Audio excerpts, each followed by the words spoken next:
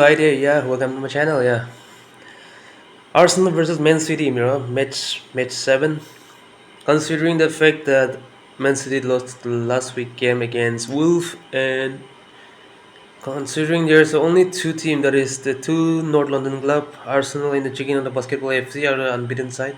But remember that we're not facing any chip shot team, and we remember that it is Prem. Any team can beat anyone.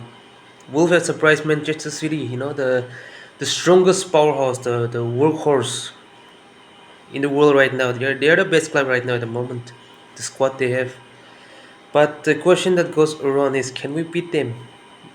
All right. Ever since Pep came to Manchester City back in 2016, it is embarrassing to say, but 7 seasons. 14 meetings between the two clubs in league, both home and away. We have lost 7 away games to them. At the Emirates, 1 draw and 6 loss. You get me? It is embarrassing. The amount of times these guys turn out, the amount of times we have got badgered from this team, it's out of this world. At home, the first season under him, it was like we lost and then we drew 2-2. But during that time, City were on the verge of developing more and more. They were getting used to it, and then yeah, we lost 0-3 the previous season, 0-2, and then 0-3 again. 0-1 loss. That was the only convincing loss. A little bit, lesser score line. The very next, one of the best performances against City it was, but 2-1. I still can forget that moments. When I think it was Rodri or Laporte who scored the last minute winner goal. We were 10 men. You know. And then last season we were hammered 3-1 at Emirates. I'm talking about away from home. It's more embarrassing again. 2-1. The previous season, 3-0, 3-1. How much did we concede again? 1-0. That was the least 2020-21 season. Both home and away we lost 1-0, 1-0. Alright, and then with 10 men we conceded 5-0. It was very embarrassing. Last season, how much did we concede? Last season we got 4-1. Holding scored. Remember this game? It was this year. Literally, we bottled the league in that match. Of course, we did bottle in the 3 match before Man City. That was against 2-2 against Liverpool and West Ham United, where we led 2-0 and then we bottled it by drawing, and we dropped points against Southampton at home. So there are awful memories that we have faced against Manchester City for the past 7 seasons. The only win that we have till now, as of today, is only 3 wins. On the first season of Pep, we beat them 2-1 at FA Cup, which eventually we won the FA Cup. We won the 13th FA Cup. Prior to that, 3 years later, under Arteta, apprentice versus the master, we beat them 2-0. We beat them 2-0. And then we won our 14th FA Cup. And this year, convincingly, we somehow managed to get a 1-1 draw and we beat them in penalty. The Community Shield. That's it.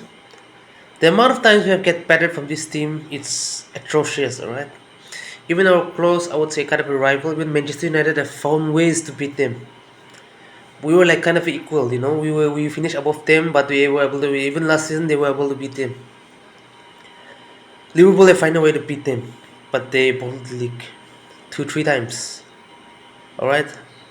We're talking about a Manchester City team that have won the league with a record-breaking 100 plus points, that have a record-breaking goal scoring in the league for even without a striker they have managed to score 100 plus goals. Technically Aguero was there, he was scoring 15-17 goals, but still then we are talking about a team that is monstrous. Alright, of course, compared to this season, they are not like before, like 2019-20, 18-19 season.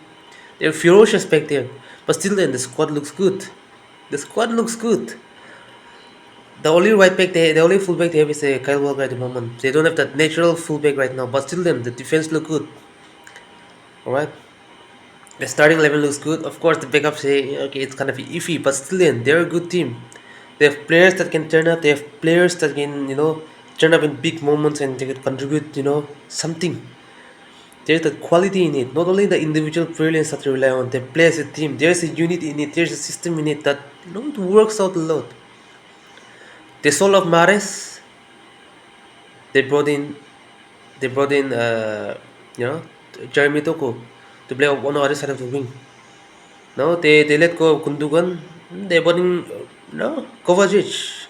He won't be the same level as Gundogan, but not like technically in the end product system, but physically in pace and he will contribute something.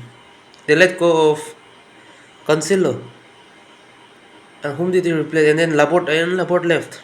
Right? The academy player was Luis I think Comes. I don't know that name.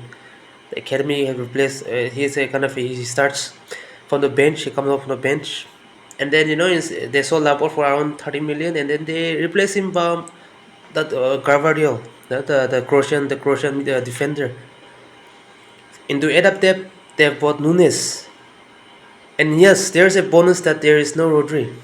But at the end of the day, remember, they are still a very, very good team. And the way that we are performing at the moment, the way that we lost against that front side Lens, it was embarrassing. We played the same lane like that even without Rodri and KDB, the two most crucial players, a destroyer and a creator. They will still fucked us. Alright? They still have the quality. Haaland, he will not have the ball, but have a chance he will score. Grealish is still dangerous. They have got like a Bernardo Silva who's very much dangerous on the wing again. Phil Foden, Jeremy Toko, pacey. He'll start on the left wing. Ben White, Tomiyasu, who's start on the right wing. It's gonna have a nightmare against them. See, they're kind of a glimpse of a problem right now in the midfield, but they are still a very, very good team. They can string away the passes and they will impact the player. And Julian Alvarez, who is on mad form right now, 5 goals, 7 assists or so. The stats is crazy to be honest. He's turning up. The defense is supposedly good. They will not have Johnston 50-50, but still then they have Akanji, they still have the likes of Rubin Diaz, who's a very strong player. They have Ake who can come in, but Carvajal will start on that right to the left side, and they have Kyle Walker. Squad looks good. We can look down the squad, but remember, 7th season without beating Manchester City. Can we win it? That's the problem. So without further ado, I'll do it with my preferred lineup. Go all out. Raya on goal. Actually, the way he performed that previous game, Ramsdale will be starting, but Arteta will technically choose David Raya, back four as usual, Ben White, William Saliba, Gabriel, Zinchenko. Midfield. This is where changes come. Rice, Partey, Odegaard. Drop Havertz for fuck's sake. Alright? I should be speaking this way, but no, fuck him. That bum player should never ever start for this. Someone injured him, Someone injured him, in training. Just give a tackle and let him stay out till January. You know what I'm saying? He's the reason, even Odegaard is costing this season so much. He's contributing to a lot in pressing, defending, and retaining the ball, but offensively he can go too much forward because of Kai Havertz. That's it. For me, instead of sticking Partey on 6, allow taking rights to play at a formidable position as the 6. He's doing good so far, except from the offensive part. As I've been saying before, he needs to do more. Allow Partey to play as an 8. He has that quality to play as an 8. 30 years old, but he's got decent base, he's mobile enough, his dribbling ability is good enough to beat men. He's good enough to play as a box-to-box midfielder. So let him play on 8. And allow Odegaard to, roam around. Now that should be the midfield. I don't know, some says that Saka is fit, but for me, I think Saka will start. But if not, I would allow Reece Nelson to play. No Fabio Vieira on the wing. Nelson. Trossard on the left. Jesus centrally as a 9. That is my starting 11. Don't fuck it up, Arsenal. Try to be clinical enough. If we play well and then if we can finish the dinner against Man City, then they'll come back and bite us. Not with 1 goal or 2. They're gonna go 2, 3. So that's it. Against Haaland, it's gonna be dangerous. Julian Alvarez is on form, still dangerous. They don't love me. Rodri, yes, they're a key influential player in Corman. but still then they are a very good enough team. But take advantage of the missing players of KDB and Rodri. Win the midfield and play clinical. Alright, and then you can bring on Domio Kiwi, some technical chances here and there, but still then, we should be winning this. We should win. I won't say that we should be winning this game because we are far away from Man City. They are levels above us. But even if it's a draw, yes, we will be dropping points. But yeah, okay, we should be unbeaten. But we should be, no. Give me a hope at least. Come on, Arsenal. Give me a hope. I don't expect much. I will say 2-1. But for my sake, I want to win. But yeah, I will stick with a 1-2 loss. We will lose against Man City. I know there's a cuts, that tells me that we are gonna lose against Manchester City. So yeah, man. I hope that we at least get a draw or win. At the form we are right now, it's very very bad. We have regressed. We are playing depressing football at the moment. So yeah, that's it, man. That is my preferred preview for tomorrow's game against Manchester City. So yeah, I'm out of here, man.